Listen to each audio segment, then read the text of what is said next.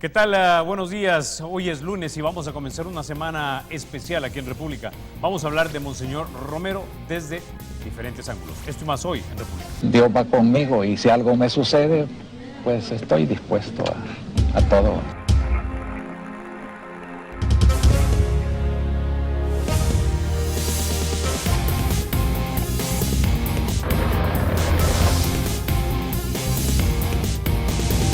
Pues la razón siempre creo que le hemos señalado es la injusticia social. Por eso le pido al Señor que me dé la palabra oportuna para consolar, para denunciar, para llamar a arrepentimiento. Bueno, sin mayor preámbulo, vamos a introducir a nuestros invitados. Esta mañana nos acompañan María Luisa Dauizón Arrieta de Martínez, de la Fundación Romero. Y también nos acompaña el periodista Roberto Valencia. Él es el autor del libro Hablan de Monseñor, refiriéndose a Monseñor Romero. Buenos días y bienvenidos a República. Buenos días y muchas gracias por esta invitación. Gracias. Bueno, sé que ya mucha gente se estará preguntando, así que vamos a sacar este tema de la mesa. Esta semana es muy especial para la familia, digamos, de Monseñor Romero, pero puede ser una semana difícil tal vez para su familia. Doña María Luisa, díganos el significado de esto por usted. Bueno, si me pregunta el significado para mí, en lo personal, pues me parece un acto importantísimo y que nos ha alegrado mucho. El hecho de que se le haya hecho justicia a Monseñor Romero, ya que su crimen, como todos lo sabemos, quedó en la total, absoluta impunidad, ¿verdad? Y que la Iglesia oficial haya reconocido que Monseñor Romero muere, lo matan por odio a lo que él predicó. Y nunca Monseñor Romero predicó nada que estuviera fuera del Evangelio y de las opciones que la Iglesia iba tomando en esos años, ¿verdad? Entonces, me parece que es un acto de justicia que nos alegra muchísimo y pues estamos ya preparándonos para participar en él.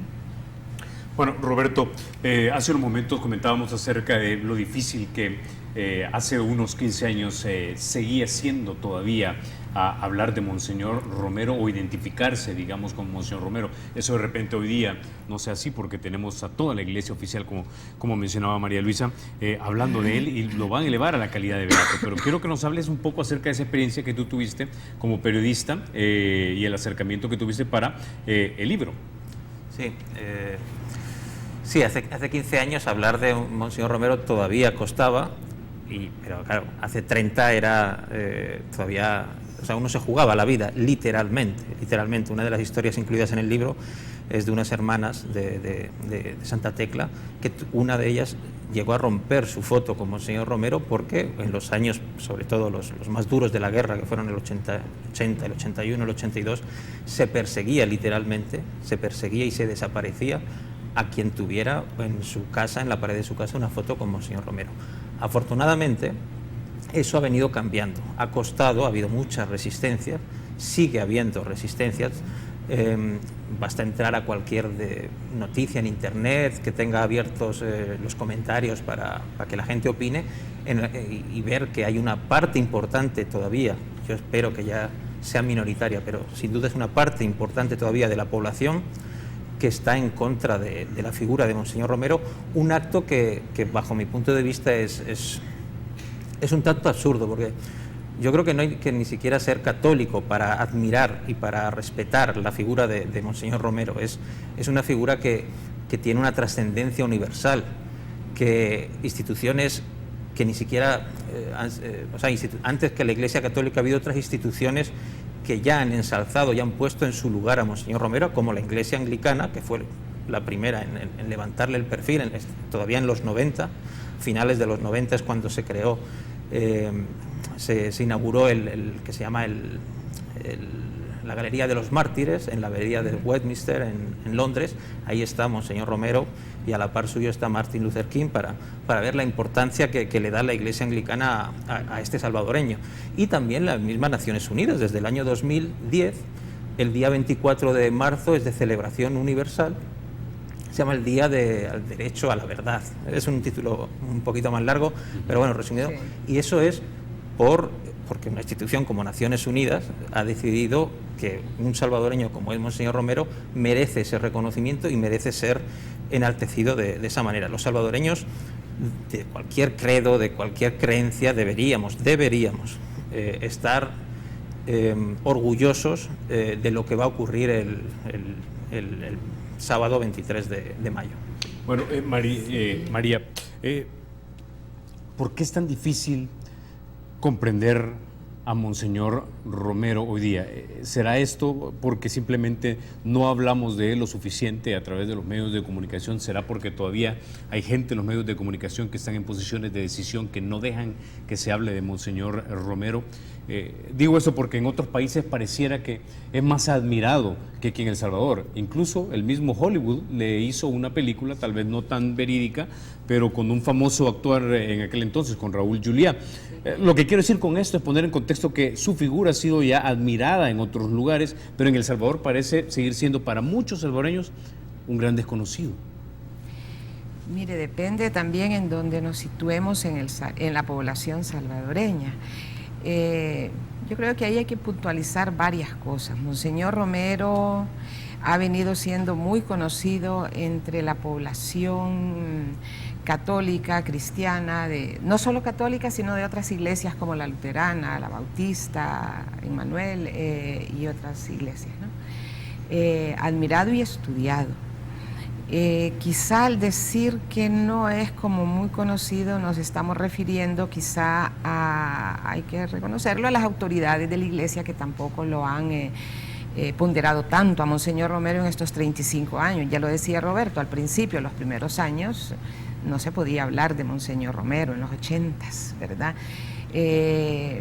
Era peligroso hablar de Monseñor Romero y sin embargo, sí, la gente que le conoció, que estuvo cerca, digamos la gente que más sufrió y que más sigue sufriendo las consecuencias de este sistema productor de pobreza, ¿verdad? Y de marginación, sí le conoce, le quiere y le admira. Nosotros como Fundación Monseñor Romero nos organizamos hace exactamente 15 años, en su 20 aniversario, convocados por Monseñor Ricardo Urioste. Hemos estado ahí trabajando en la fundación desde entonces para mantener en alto, para dar a conocer el pensamiento de Romero, y quiero decirles que durante estos 15 años nos han llamado de todo el país, de cantidad de lugares, de parroquias, de colegios, de escuelas, en el oriente, en el occidente, en el centro. Nos hemos multiplicado para ir a dar talleres sobre Monseñor Romero, sobre su pensamiento, ¿verdad? A jóvenes y a gente de distintos lugares, y la asistencia es muy grande. Y esto es a lo largo de los 15 años que tiene la fundación, y han sido colegios privados, escuelas públicas. Ambos. Ambos. La semana pasada estuvimos en el Champagnat como con 150 jóvenes. Hace 2 o 3 semanas, para decir de lo más reciente, estuvimos con más de 100 jóvenes salesianos, por ejemplo, invitados por los salesianos. Hemos estado en una escuela de Ciudad Barrios, por ejemplo, en marzo del año antepasado, en Apaneca, en Ataco, la gente organizó, incluso en la calle, porque habían párrocos, también hay que reconocerlo, que no permitían hablar de Monseñor Romero en su parroquia, y tenemos testimonios de parroquias, de parroquianos, digamos, de fieles, que se han tomado la calle, que se han tomado espacios públicos para montar tarima y celebrar a Monseñor Romero los 24 de marzo. Venimos celebrando todos los años en la Fundación Romero el aniversario de su martirio, todos los 24 de marzo. Lo celebramos el sábado más cercano a esa fecha, con una semana de temas sobre él en la cripta. En la cripta de catedral, son 5 días y se llena siempre la cripta.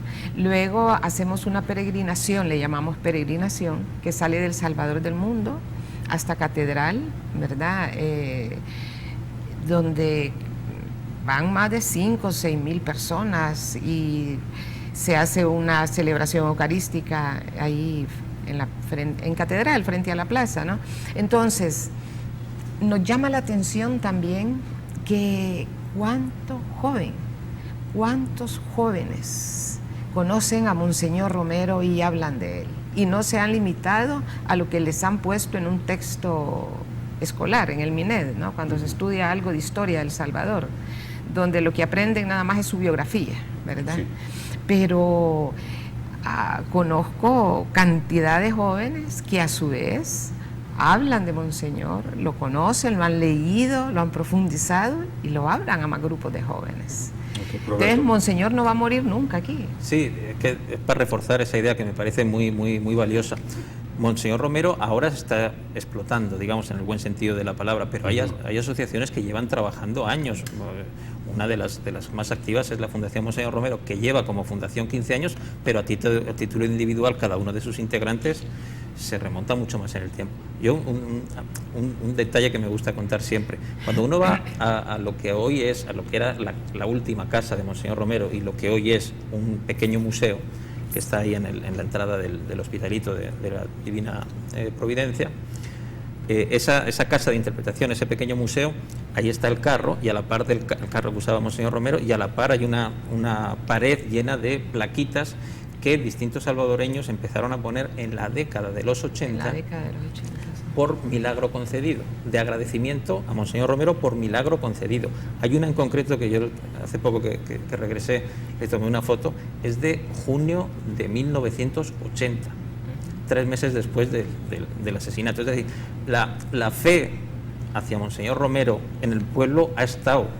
Yo la sensación que tengo es que desde el sistema intentó taponar eso, pero la fe fue tan fuerte que se desbordó y que terminó formando gota a gota un caudal, un río que hoy ya es prácticamente una marejada como la que tuvimos al principio de mes golpeando las olas. Eso lo han ganado, es un esfuerzo que hoy toda la sociedad debería agradecer por aquellos pioneros, creo yo, es una visión muy personal, que tuvieron en su día el valor de reconocer a Monseñor Romero, y ya digo, yo no lo estoy alabando en cuanto a figura religiosa, aunque sea desde su lado estrictamente humanista, como defensor de los derechos humanos que fue. Hubo gente que sí que se jugó por estar desde el principio, desde los años más duros, a favor de Monseñor Romero. Sí. Ahora, estas manifestaciones de devoción y de respeto a Monseñor Romero da la impresión que están en una esfera que es pública, pero que no es muy publicitada, por llamarle o por calificarle de alguna manera. ¿Llegaremos en algún momento dado a tener esa devoción más en la esfera de lo público publicitado, al estilo, por ejemplo, de lo que sucede en México con algunos de sus principales figuras religiosas como Juan Diego o la Virgen de Guadalupe? Yo eso espero. Mira, una anécdota. Yo tengo una hija de 5 años, ella estudia en un colegio bilingüe, y el otro día vino con 5 años, repito, con una tarea sobre Martin Luther King. Habían hecho un dibujito con la frase I have a dream. A mí me llenó de orgullo, y vamos, no estoy abogando aquí porque se saque ahora a Martin Luther King, pero me parece casi un pecado, usando términos religiosos, que no esté a la par Monseñor Romero. O sea, Monseñor Romero debería tener un peso porque sus valores y sus enseñanzas son de aplicación universal, pero ya eso no es que lo diga Roberto Valencia, lo ha dicho Naciones Unidas. Yo sí me gustaría, en un plano personal, que esas barreras que todavía están se fueran derribando, aunque hay que reconocer que en los últimos años, en especial a partir del 2009, sí que se ha ganado bastante terreno.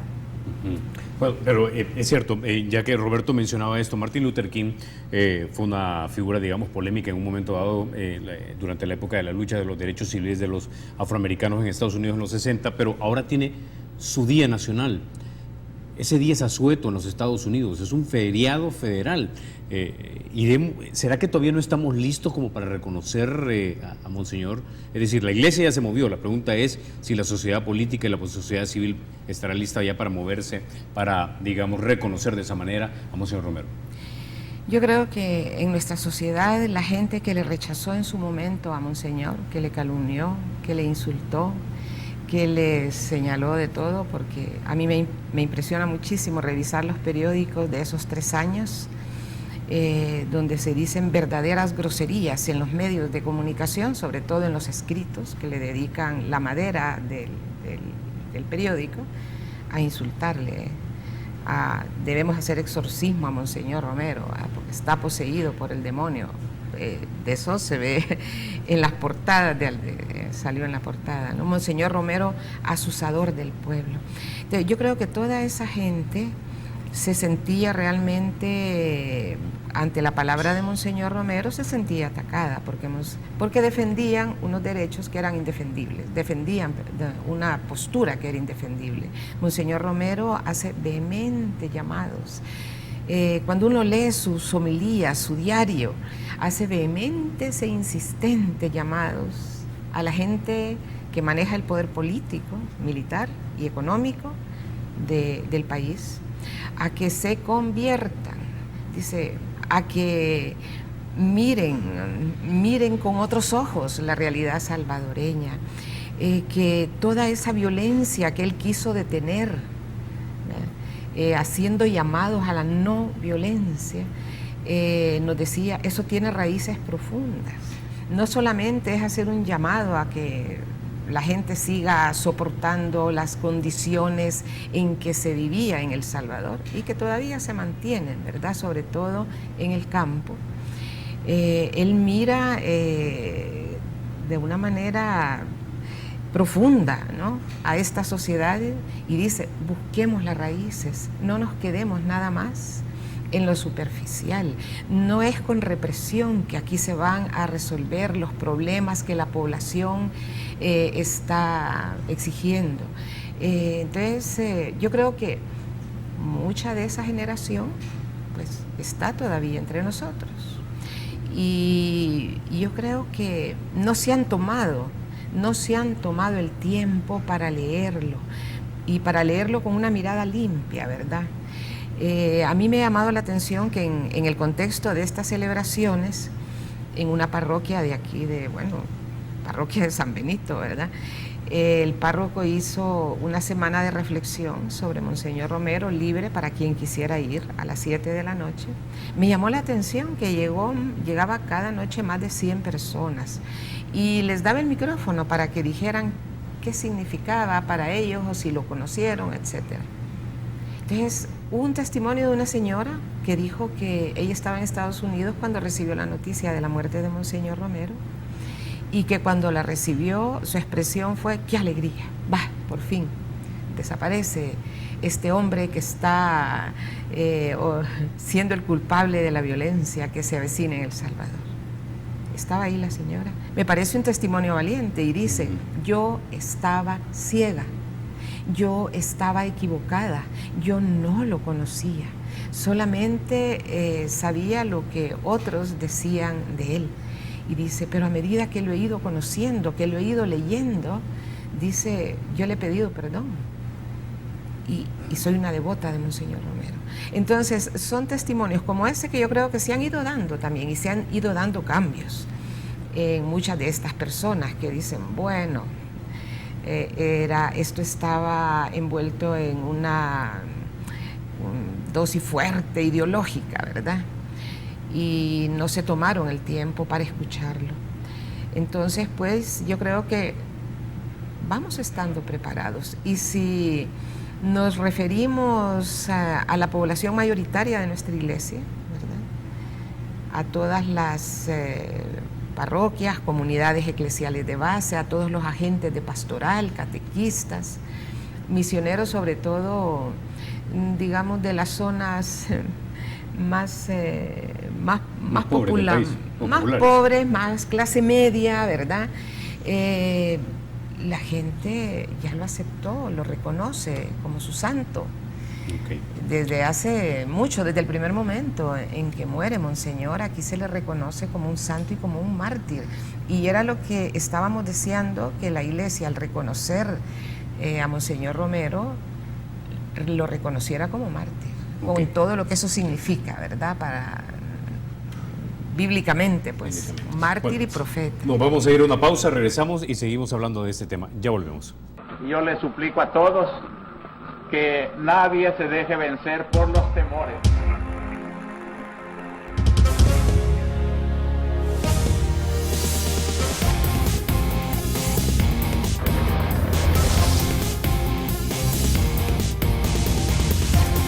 Si todos los que están siendo causas de tantas injusticias y pecados se convirtieran de verdad en esta cuaresma, todo quedaría resuelto en El Salvador.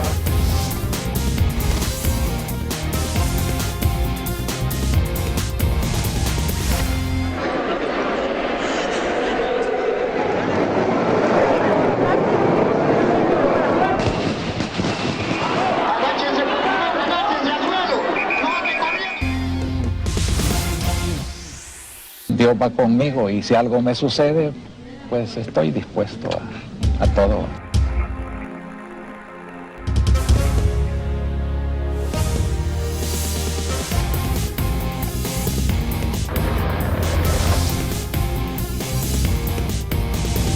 Pues la razón siempre creo que le hemos señalado es la injusticia social. Por eso le pido al Señor que me dé la palabra oportuna para consolar, para denunciar, para llamar a arrepentimiento. Roberto, recuerdo que Monseñor Jesús Delgado en varios reportes de prensa ha dicho que Monseñor en un momento dado dijo, ya estamos o ya estoy frito, haciendo alusión a San Lorenzo, quien había sido martirizado, siendo básicamente asado. Y eso es porque habían organizaciones con nombres tan raros como la Unión Guerrera Blanca, ¿verdad?, que le habían amenazado de muerte, pero también la CFPL de la izquierda le había amenazado de muerte también por haber apoyado, si mal no recuerdo, la primera Junta Revolucionaria de Gobierno. Ahora, uno le decían, bueno, me imagino yo, cura pro oligarquía y los otros cura pro comunista, pero tú que has leído buena parte de los textos que él ha escrito, me dijiste algo hace unos minutos. Yo lo que rescato de él es el humanista. Sí, un pequeño matiz. Hasta donde yo sé, no hubo una amenaza explícita de muerte de las FPL, hasta donde yo sé. Hubo críticas y más que críticas, es decir, cuando Monseñor Romero apoyó de manera muy activa, de hecho se dijo que estuvo entre telones, el golpe del 15 de octubre de 1979, el 16 de octubre se levantaron en armas distintos grupos, entre ellos las FPL. Todavía el FMLN no se había conformado, pero muchos de los grupos que terminarían conformando un año, ese mismo año, a finales, el FMLN, al año siguiente, porque estamos hablando del 79, se levantaron en armas contra esa junta que era un poquito el término golpe de Estado militar invita, o sea, es tanto ambiguo porque era un golpe de corte progresista, apoyado no solo por Monseñor Romero, por Ellacuría, por Ungo, por Mayorga, por gente que en esa época estaba clarísimamente identificada con sectores progresistas, Dadairesi, don Pepe Simán, etcétera, etcétera.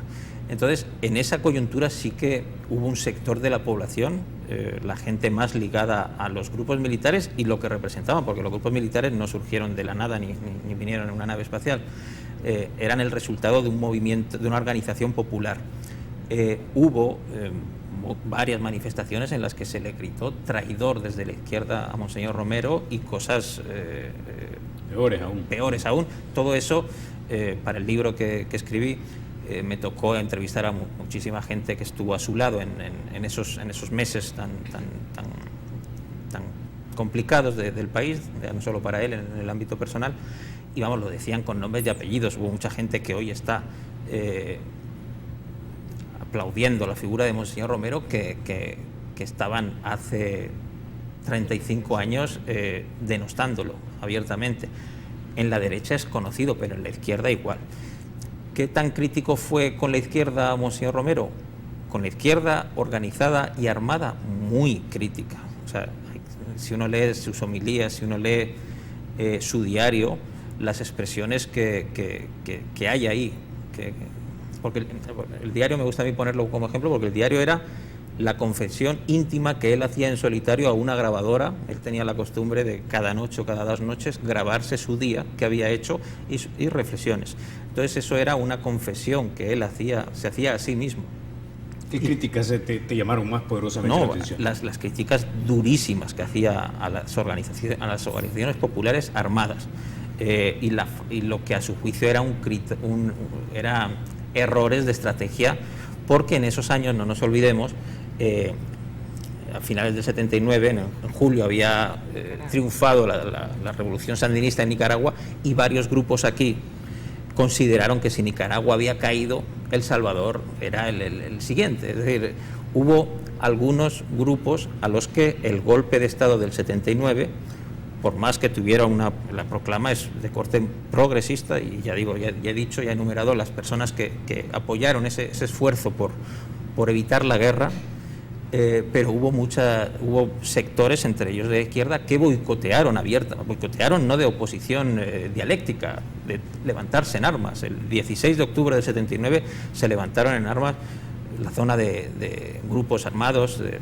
FPL y otros grupos en San Marcos, en Mexicanos, en Soyapango. Hubo una rebelión armada contra que el ejército logró aplastar o someter, y eso así fue. O sea, Monseñor Romero fue muy crítico contra esos movimientos, y ya no hay que irse nomás a los sucesos post 15 de octubre del 79. Antes, él había llegado al arzobispo desde febrero del 77.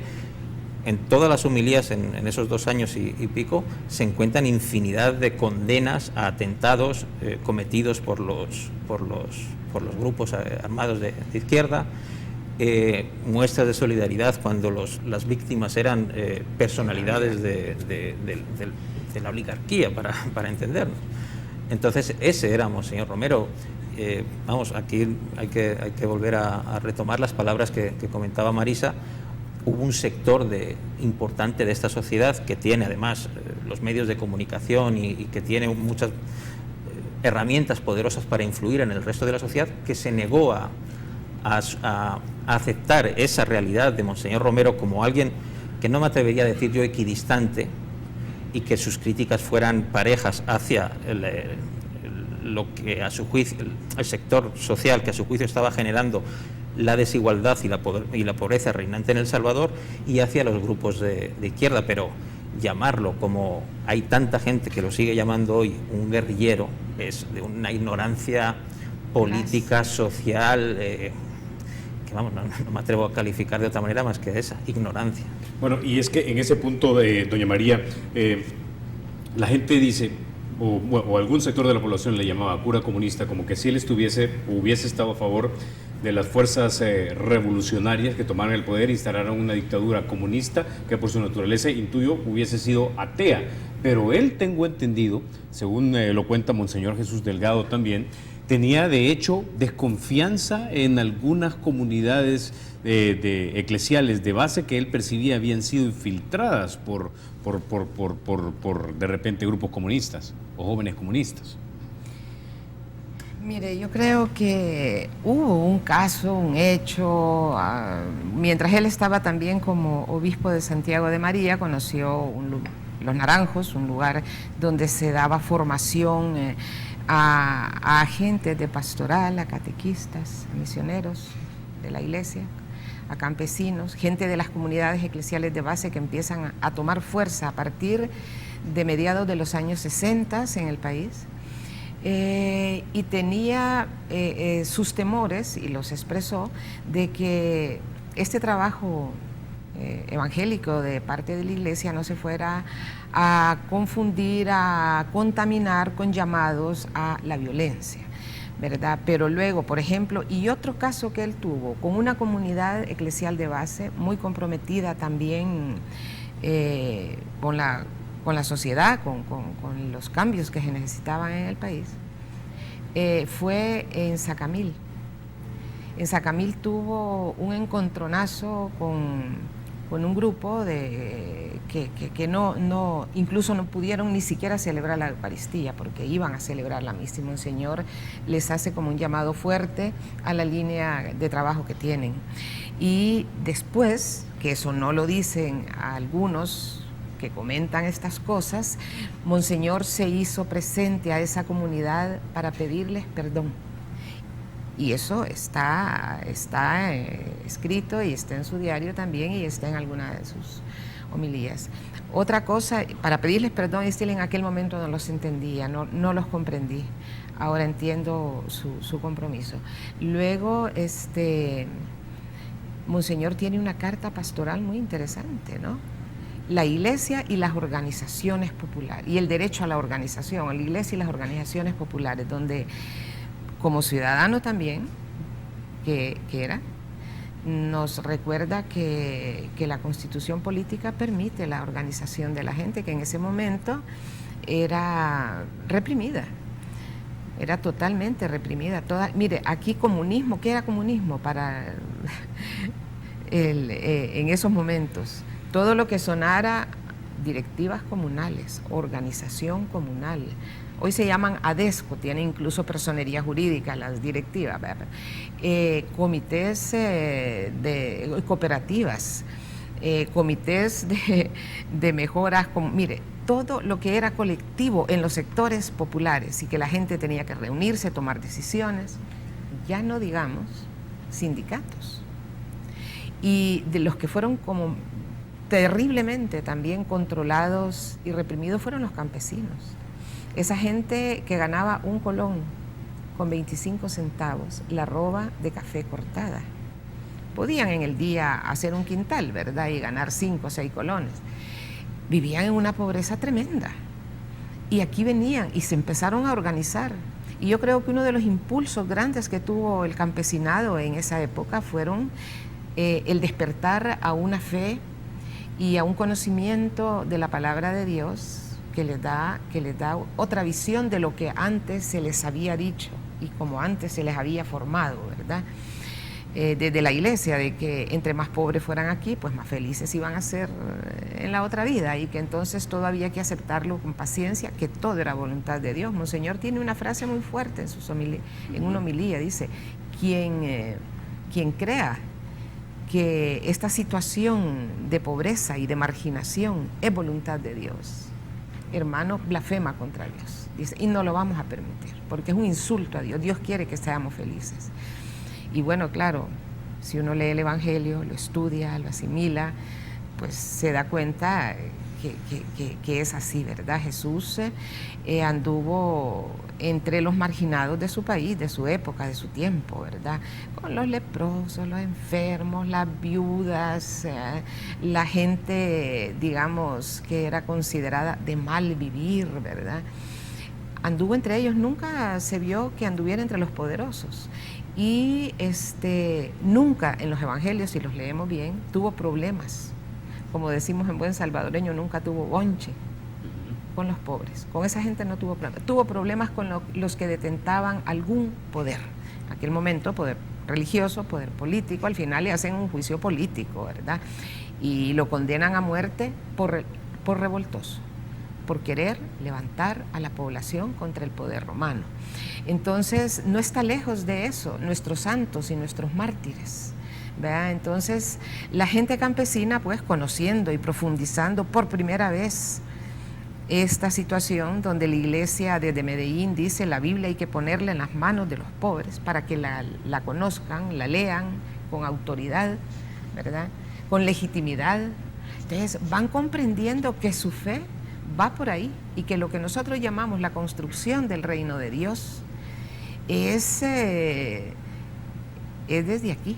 No es un reino de Dios que cuando nos muramos, ¿verdad?, nos han prometido. Ese reino se comienza a construir aquí y tiene bases de justicia. Y más aún si conocemos la vida de Jesús de Nazaret, que es a quien los cristianos pues seguimos, ¿verdad?, Cristo, y de él tenemos nuestro nombre. A él lo maltrataron, lo insultaron, le dijeron que era amigo de gente de mal vivir, que era comelón, que era borracho, le dijeron también. que se reunía a comilonas y a borracheras. Le llamaron también a Jesús, bueno, hay muchos insultos que encontramos en el Evangelio hacia el Señor, y no es raro que a Monseñor Romero, gente con una carga ideológica profunda, lo haya hecho. Ok, tengo que ir a la pausa, Roberto. Cuando regresemos, hablamos contigo. Ya volvemos.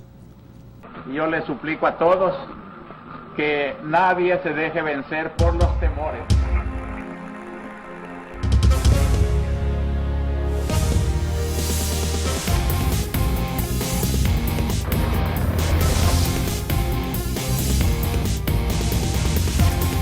Si todos los que están siendo causas de tantas injusticias y pecados se convirtieran de verdad en esta cuaresma, todo quedaría resuelto en El Salvador.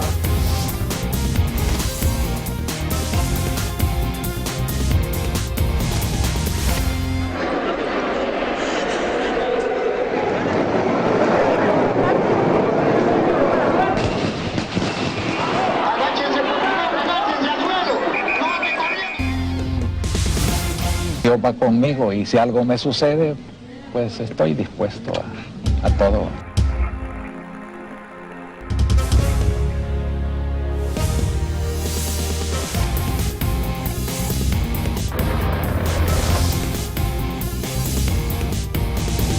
Pues la razón siempre creo que le hemos señalado es la injusticia social. Por eso le pido al Señor que me dé la palabra oportuna para consolar, para denunciar, para llamar a arrepentimiento. Bueno, Roberto, nos quedamos entonces. ¿Querías decir algo para apoyar las ideas de doña María? Sí, ella lo planteó muy bien, pero me gustaría como aterrizar cómo Monseñor Romero supo volver algo concreto y lo que en realidad fue por lo que resultó una persona tan polémica. Esa construcción se aterrizó en una institución como el Socorro Jurídico del Arzobispado, que se dedicaba a recibir las denuncias de atropellos, violaciones de derechos humanos, desaparecidos, personas asesinadas en cada una de las parroquias. Hacían una recopilación de denuncias, filtraban, investigaban, no era nomás ir al púlpito y decir lo que cualquiera podía llegar, es decir, era todo un proceso de filtración, de quedarse con los atropellos, y de cada domingo en la homilías que eran retransmitidas en 1979 y 80 en varios países de América Latina. En Costa Rica, por ejemplo, se emitían por radio en directo las homilías. Esas homilías tenían una parte que era los sucesos de la semana. Esta semana se ha violado estos derechos humanos en tal parroquia, han desaparecido estas personas, que es una labor que en realidad debía estar haciendo una Procuraduría de Derechos Humanos, que no existía, porque en El Salvador la Procuraduría de Derechos Humanos es consecuencia de los acuerdos de paz, pero ya había alguien haciendo ese trabajo, que es había una institución que era el Socorro Jurídico, organizado y promocionado por Monseñor Romero, y que era el que era el altavoz de esas denuncias. Por eso incomodaba tanto la voz de Monseñor Romero. No era estrictamente por cuestiones religiosas o por denuncias. Sus denuncias estaban cargadas de sangre. Y lo hace como un compromiso, porque Monseñor nos llama a un compromiso concreto, que nuestra fe no es una cuestión abstracta y aérea y espiritualista y de no ver el mundo, sino que nos exige que miremos lo que pasa a nuestro alrededor y que aportemos. Estos llamados los hace mucho en sus homilías y utiliza esa frase: todos, todas, construyamos esa bella pirámide del bien común, pero lo repite muchísimo en sus homilías. Profesionales, arquitectos, académicos, estudiantes, señoras de los mercados, construyamos el bien común. Y por eso, cuando crea lo que Roberto dice, el Socorro Jurídico, que fue importantísimo porque había aquí todo quedaba en el anonimato, las masacres y todo esto. Entonces, lo hace por toda la gente que le busca a él, porque encuentra en él a alguien que les acoge su angustia y le llegan, y él mismo dice: ya me duele el alma de tantas madres que vienen a buscarme para decirme que les desaparecieron a sus hijos Y ahí es donde reúne a un equipo de jóvenes abogados muy valientes, también muy comprometidos, y forma el Socorro Jurídico. Ok, ahora, Roberto, no puedo dejar de preguntarte lo siguiente, y es, tú entrevistaste a muchas personas que para tu libro hablan de Monseñor. Algunos eran amigos, otros eran colaboradores, otros de repente... ¿Qué imagen se te fue dibujando de quién era Monseñor? ¿Quién era ese ser humano? Vamos, facilísimo. Un referente moral para un país que estaba necesitado de referentes morales.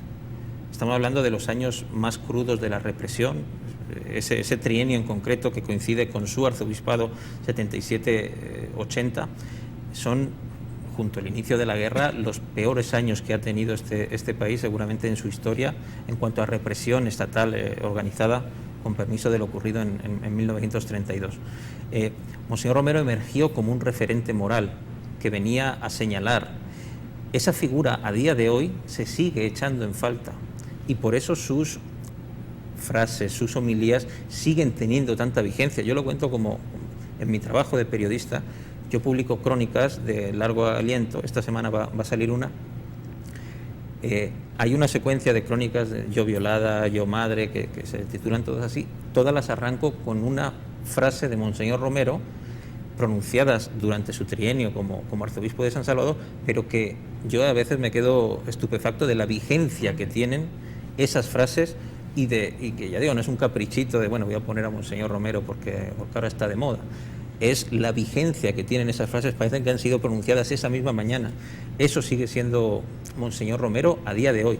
Hoy, que creo yo que estamos en una situación que también requiere de esos líderes con solvencia moral, que ahora mismo yo echo en falta en la política actual, a nivel religioso. Es decir, en El Salvador a día de hoy se echan en falta esos líderes que tengan una solvencia moral de este tipo. Autoridad moral. Bueno, no me resta más que agradecerles que hayan estado ustedes esta mañana acá en República, para que habláramos precisamente sobre Monseñor Romero en esta semana tan importante, y en la que, como tú dices, muchas de sus palabras tienen todavía vigencia. Muchísimas gracias una vez más. Yo creo que hay que hacer un llamado a todos, a los que se resisten todavía a aceptar y a conocer a Monseñor Romero, tanto dentro como fuera de la Iglesia, que se den ese tiempo, que se den ese regalo de conocerlo, y que participemos muy alegres el próximo sábado. Bueno, muchísimas gracias una vez más. A ustedes, amigos, los espero mañana a las 6:30 de la mañana. Vamos a tener una conversación muy interesante con Monseñor Jesús Delgado. En ella vamos a conocer las raíces del pensamiento teológico de Monseñor Romero. Recuerden, porque la República es de todos, hay que cuidarla.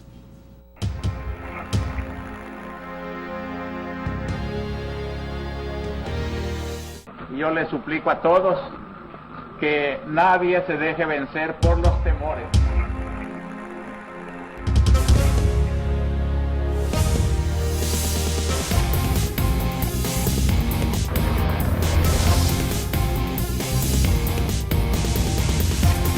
Si todos los que están siendo causas de tantas injusticias y pecados se convirtieran de verdad en esta Cuaresma, todo quedaría resuelto en El Salvador.